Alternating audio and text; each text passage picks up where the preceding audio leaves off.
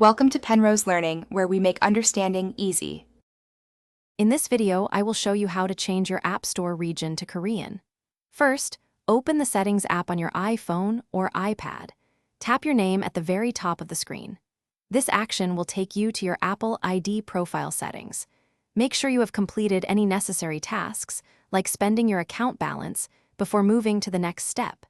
It is a crucial preparation to avoid any complications during the region change process. Once on your Apple ID screen, locate and tap Media and Purchases. A small menu will pop up from the bottom of your screen, presenting a few options. From this menu, you need to select View Account to proceed. The system will then ask you to verify your identity by entering your Apple ID password, or you can use a quick Face ID or Touch ID scan. This step ensures only you can make changes to your account. After successfully logging in, you will see your account settings. Look for the country/region option and tap on it. You will then be prompted to change country or region. Scroll through the list and select Korea, Republic of, as your desired new region. This is a very important step.